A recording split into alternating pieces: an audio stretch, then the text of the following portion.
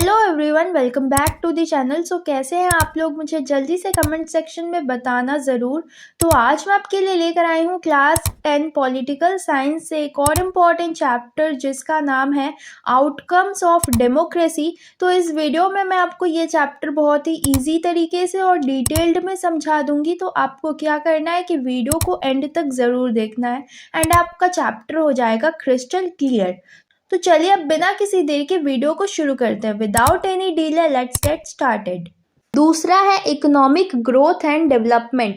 तो अगर हम डेमोक्रेसी से एक्सपेक्ट करते हैं कि वो एक अच्छा गवर्नमेंट प्रोड्यूस करे, तो ये भी गलत नहीं होगा एक्सपेक्ट करना कि वो डेवलपमेंट भी करवाए, यानी कि विकास भी करवाए।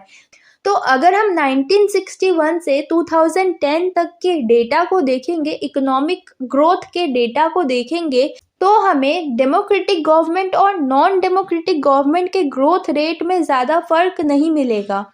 अब इकोनॉमिक डेवलपमेंट जो है वो बहुत सारे फैक्टर्स पर डिपेंड करता है। पहला कि उस कंट्री का पॉपुलेशन साइज कितना है, दूसरा कि ग्लोबल सिचुएशन, तीसरा कि दूसरे कंट्रीज के साथ उसका कोऑपरेशन कैसा है, एंड चौथा कि उस कंट्री के जो इकोनॉमिक प्रायोरिटीज हैं वो क्या है। अब हम ऐसा भी नहीं कह सकते कि जो डेमोक्रेसी है वो इकोनॉमिक डेवलपमेंट को गारंटी करता है। अगर हम नॉन डेमोक्रेटिक गवर्नमेंट और डेमोक्रेटिक गवर्नमेंट के बीच में जो इकोनॉमिक ग्रोथ रेट है उसको देखेंगे, तो उसमें हमें स्लाइटली डिफरेंस देखने को मिल सकता है। लेकिन ये बेटर होता है कि हम डेमोक्रेसी को प्रेफर करें, क्योंकि इसके बहुत सारे पॉजिटिव आउटकम्स भी होते हैं। अगर डेमोक्रेसी अच्छा भी नहीं है तो ये बुरा भी नहीं है, क्योंकि इसमें लोगों के ओपिनियन को ज़्यादा इम्पोर्टेंस दिया जाता है। एंड डेमोक्रेसी में ऐसा नहीं होता कि इकोनॉमिक ग्रोथ के लिए जो गवर्नमेंट है वो लोगों से ज़्यादा काम करवाती है। तीसरा है reduction of inequality and poverty. तो अब डेमोक्रेसी में ज़्यादा डेवलपमेंट नहीं हो रहा है, ठीक है, लेकिन हम एटलीस्ट डेमोक्रेसी से एक्सपेक्ट कर सकते हैं कि डेमोक्रेसी में इकोनॉमिक डिस्पारिटीज ना हो, यानी कि जितना डेवलपमेंट कंट्री में होगा उसका फ़ायदा सबको मिलेगा। ऐसा नहीं कि रिच लोगों का फ़ायदा हो और गरीबों का ना हो। अब जो डेमोक्रेसी होता है वो पॉलिटिकल इक्वालिटी पर बेस्ड होता है एंड सभी लोगों के पास इक्वल राइट होता है अपने रिप्रेजेंटेटिव को चुनने का। अब इनकम में हमें ज़्यादा इनइक्वालिटी देखने को मिलता है। जो टोटल इनकम है उसका मोर देन हाफ ओनली 10% लोगों के पास है। वहीं जो 50% गरीब लोग हैं उनके पास कंट्री के टोटल इनकम का सिर्फ 5.9% शेयर ही है। इनइक्वालिटी भी कम नहीं हुई है एंड पॉवर्टी भी ज़्यादा है। तो इसकी वजह से जो गरीब लोग हैं उन्हें कभी कभी अपने बेसिक नीड्स को भी फुलफ़िल करने में बहुत ही ज़्यादा दिक्कत होती है, जैसे कि food, clothing, house, education, health, इन सभी के ऊपर भी वो लोग अच्छे से खर्च नहीं कर पाते हैं। तो क्योंकि डेमोक्रेसी में मेजॉरिटी लोगों की बात मानी जाती है एंड मेजॉरिटी लोग यानी कि 50% से ज़्यादा जो कि पुअर हैं, तो क्योंकि मोस्टली पुअर हैं इसलिए जो नेता लोग हैं, जो लीडर्स हैं, उनको इनकी बात सुननी चाहिए एंड गरीबी दूर करनी चाहिए। बट ये सब कुछ तो केवल बोलने में ही अच्छा लगता है। अब जो रिच लोग होते हैं, जो रिच पीपल होते हैं, वो ही इलेक्शंस को इन्फ्लुएंस करते हैं एंड उनको फंड्स प्रोवाइड करते हैं। अब जो नेता लोग होते हैं वो गरीबों को पैसा या फिर कुछ सामान देकर उनसे उनका कीमती वोट ले लेते हैं। तो बहुत सारे जो पुअर पीपल होते हैं उनको अपने बेसिक नीड्स को भी फुलफ़िल करने में बहुत ही ज़्यादा डिफ़िकल्टी फेस करना पड़ता है, यानी कि food, clothing, house, education, health, ये सारे जो बेसिक नीड्स है ये भी वो अपना फुलफ़िल नहीं कर पाते हैं। और बहुत सारे कंट्रीज़ में ये सिचुएशन तो और भी ज़्यादा ख़राब है। बहुत सारे पुअर कंट्रीज़ के जो लोग होते हैं वो रिच कंट्रीज़ पर डिपेंडेंट होते हैं अपने फूड सप्लाई के लिए। और बहुत सारे केसेस में ये भी देखा गया है कि नॉन डेमोक्रेटिक गवर्नमेंट में भी इनइक्वालिटी और पॉवर्टी है।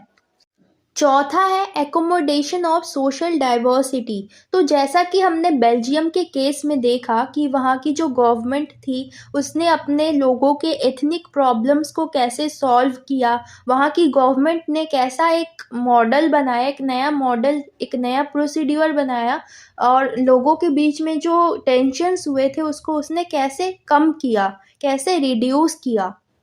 तो जो डेमोक्रेसी है वो प्रयास करती है कि लोगों के बीच में संभाव रहे, लोगों के बीच में एकता बनी रहे। अब नॉन डेमोक्रेटिक गवर्नमेंट में क्या होता है कि अगर कंट्री में कोई सोशल डिफरेंसेस पैदा होती हैं या खड़ा होती हैं तो जो गवर्नमेंट है वो या तो इग्नोर करती है या फिर फोर्सफुली लोगों को सप्रेस करने की कोशिश करती है ताकि जो सोशल डिफरेंसेस है वो कम हो पाए। अब लोगों के बीच में डिफरेंसेस तो रहेंगे और लड़ाइयाँ भी हो सकती हैं, बट इम्पॉर्टेंट ये है कि डिफरेंसेस को सॉल्व करने के लिए कुछ किया जा रहा है या नहीं। तो जो डेमोक्रेटिक गवर्नमेंट होता है उसमें एबिलिटी होता है कि वो लोगों के सोशल डिफरेंसेस को हैंडल कर सकती हैं। इसके अलावा जो डिविजन्स होते हैं, जो कॉन्फ्लिक्ट होते हैं, उसको भी डेमोक्रेसी अच्छे से हैंडल कर सकता है। तो ये एक डेमोक्रेटिक गवर्नमेंट के लिए प्लस पॉइंट होता है। लेकिन वहीं दूसरी ओर जब हम श्रीलंका के एग्जाम्पल को देखते हैं तो श्रीलंका भी एक डेमोक्रेटिक गवर्नमेंट था, लेकिन वहाँ पर लोगों के बीच में जो कॉन्फ्लिक्ट हुआ था वो अच्छे से सॉल्व नहीं हो पाया था। तो डेमोक्रेसी में लोगों के बीच में सोशल डाइवर्सिटी हो और लोगों के बीच में कोई कॉन्फ्लिक्ट ना हो, उसके लिए डेमोक्रेसी को दो कंडीशंस को फुलफिल करना होगा। पहला कि हमें समझना होगा कि डेमोक्रेसी का मतलब मेजॉरिटी ओपिनियन का रूल नहीं होता है। मेजॉरिटी को माइनॉरिटी के साथ मिलकर काम करना होगा ताकि जो गवर्नमेंट है वो जनरल व्यू को रिप्रेजेंट कर पाए। मेजॉरिटी और माइनॉरिटीज़ का जो ओपिनियंस होता है वो परमानेंट नहीं होता है। कभी हम सोचते हैं कि ये सही है हमारे लिए, तो कभी हम सोचते हैं कि ये सही नहीं है हमारे लिए। तो सबका ओपिनियन जो है वो चेंज होता रहता है, इसीलिए वो ओपिनियन अच्छा होता है जो सबके लिए सही हो। एंड दूसरा कि ये बहुत ही ज़्यादा नेसेसरी है कि जो मेजॉरिटी का रूल कंट्री में स्टैब्लिश हो रहा है वो मेजॉरिटी कम्युनिटी का रूल ना बन जाए, यानी कि in terms of religion, race या लैंग्वेज के आधार पर वो मेजॉरिटी रूल ना बन जाए। मेजॉरिटी रूल का मतलब होता है कि जितने भी डिसीजंस होंगे या जितने भी इलेक्शंस होंगे, अलग अलग पर्सन्स और ग्रुप्स सबको मौका मिलना चाहिए अपना मेजॉरिटी बनाने का। तो डेमोक्रेसी जो है वो तब तक डेमोक्रेसी बनी रहती है जब तक सभी सिटीजन्स को इक्वल चांस मिलता है अपना एक मेजॉरिटी बनाने का एक पॉइंट ऑफ टाइम पर। पांचवा है dignity and freedom of the citizens. तो डेमोक्रेसी जो है वो बहुत ही ज़्यादा सुपीरियर है दूसरे फॉर्म ऑफ गवर्नमेंट से, क्योंकि डेमोक्रेसी जो है वो डिग्निटी और फ्रीडम को प्रमोट करता है। अब सभी लोग जो होते हैं वो सोसाइटी में अपना रिस्पेक्ट बनाना चाहते हैं, वो चाहते हैं कि दूसरे लोग उनकी रिस्पेक्ट करें। इसीलिए डेमोक्रेसी में रिस्पेक्ट और फ्रीडम ये दोनों ही चीज़ें बहुत ही ज़्यादा इम्पॉर्टेंट है। अब डिग्निटी ऑफ वुमेन का केस ही ले लो, तो पुराने ज़माने में बहुत सारे सोसाइटीज़ जो है वो मेल डोमिनेटेड सोसाइटीज़ हुआ करते थे। तो वुमेन के बहुत सारे स्ट्रगल्स के बाद आज सोसाइटी में उनको रिस्पेक्ट और इक्वल ट्रीटमेंट मिलता है। तो अब क्योंकि ये डेमोक्रेसी के प्रिंसिपल में लिखा गया है, तो अगर किसी भी वुमेन के साथ लीगली या मोरली अनएक्सेप्टेबल होता है तो वो इजीली इसके खिलाफ स्ट्रगल कर सकती हैं, इसके खिलाफ खड़ी हो सकती हैं। लेकिन अगर हम नॉन डेमोक्रेटिक गवर्नमेंट की बात करें तो ये जो अनएक्सेप्टेबिलिटी है इसे लीगल बेसिस पे नहीं दिया जाता, क्योंकि वहाँ पर लोगों के इंडिविजुअल फ्रीडम या डिग्निटी के बारे में नहीं सोचा जाता। यानी कि नॉन डेमोक्रेटिक गवर्नमेंट में जो लोग हैं उनको फ्रीडम या ज़्यादा डिग्निटी या रिस्पेक्ट। बट इसका मतलब ये नहीं है कि आज सारी वुमेन्स को इक्वल ट्रीट किया जाता है एंड उनको वो रिस्पेक्ट मिलता है जस्ट बिकॉज क्योंकि ये हमारे प्रिंसिपल में लिखा गया है या हमारे कॉन्स्टिट्यूशन में लिखा गया है कि वुमेन्स को इक्वल ट्रीट किया जाना चाहिए या उनको रिस्पेक्ट दिया जाना चाहिए। लेकिन अगर किसी वुमेन के साथ कोई इल ट्रीटमेंट होता है तो वो इसके खिलाफ बहुत इजीली खड़ी हो सकती है, आवाज़ उठा सकती है, लीगली और मोरली दोनों तरह से। अब नॉन डेमोक्रेटिक गवर्नमेंट में ये चीज़ लीगल बेसिस पे नहीं होता है, क्योंकि वहाँ पर इंडिविजुअल फ्रीडम या इंडिविजुअल डिग्निटी को सपोर्ट नहीं मिलता है। अब यही चीज़ कास्ट इनइक्वालिटीज़ के साथ भी हुआ। डेमोक्रेसी ने खुद को स्ट्रेंथन किया और कुछ एक्शंस लिए गए, कुछ चेंजेस किए गए, ताकि सभी कास्ट के जो लोग हैं उन सभी को इक्वल स्टेटस और इक्वल अपॉर्चुनिटी मिल पाए। एंड जो डिसएडवांटेज सेक्शंस हैं हमारे सोसाइटी में वो हमारे साथ मिलकर चल सके।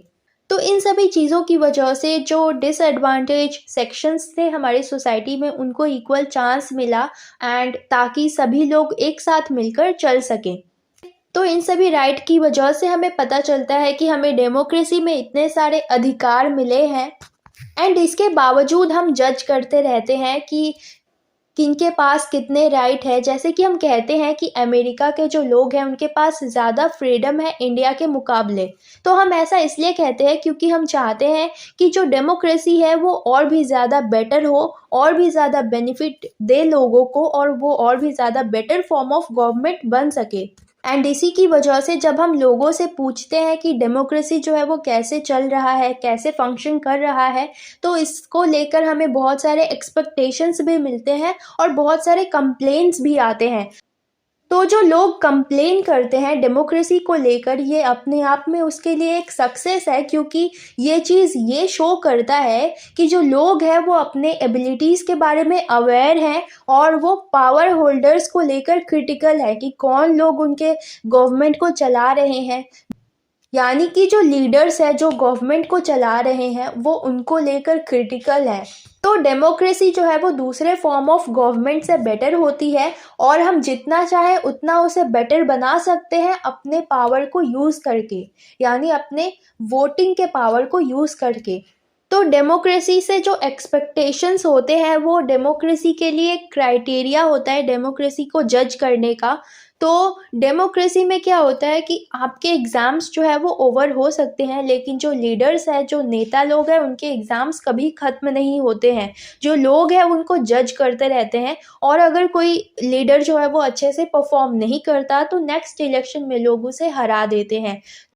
तो जैसे ही लोगों को डेमोक्रेसी से कुछ बेनिफिट मिलता है तो वो और भी ज़्यादा बेनिफिट मांगते हैं, वो और भी ज़्यादा एक्सपेक्टेशंस करते हैं, क्योंकि वो डेमोक्रेसी को बेटर बनाना चाहते हैं। So that's all. ये था हमारा चैप्टर का एक्सप्लेनेशन। आई होप आप लोग को समझ में आ गया होगा। मैंने पूरा चैप्टर बहुत ही ईजी तरीके से एक्सप्लेन किया। तो मैं आपके लिए ऐसे ही इजी एक्सप्लेनेशंस वाले चैप्टर बनाती हूँ, और मेरा चैनल एडुकेशन से रिलेटेड है। तो बहुत सारे लोग जो है वो एडुकेशन से रिलेटेड चैनल को ना ही लाइक करते और ना ही सब्सक्राइब करते हैं। अगर ये चैनल वहीं कोई कॉमेडी का होता या फ़नी एंटरटेनमेंट का होता तो इस पे बहुत सारे सब्सक्राइबर्स होते और लाइक्स भी होते। मैं आपके लिए एक अच्छा कंटेंट बनाने की कोशिश करती हूँ, फिर भी आप लोग वीडियो को ना तो लाइक करते हो और ना ही चैनल को सब्सक्राइब करते हो। सो प्लीज़ मैं आपसे रिक्वेस्ट करती हूँ कि इस चैनल को सब्सक्राइब कर दीजिए, और हाँ वीडियो को लाइक। और हाँ, आप लोग मुझे इंस्टाग्राम पे फॉलो कर सकते हो, एंड इसके अलावा नोट्स के लिए आप मुझे व्हाट्सएप पे और टेलीग्राम पे फॉलो कर लेना। सो मिलते हैं आपसे नेक्स्ट वीडियो में एक और नए टॉपिक के साथ। तब तक के लिए हंसते रहिए, खुश रहिए। जय हिंद, जय भारत।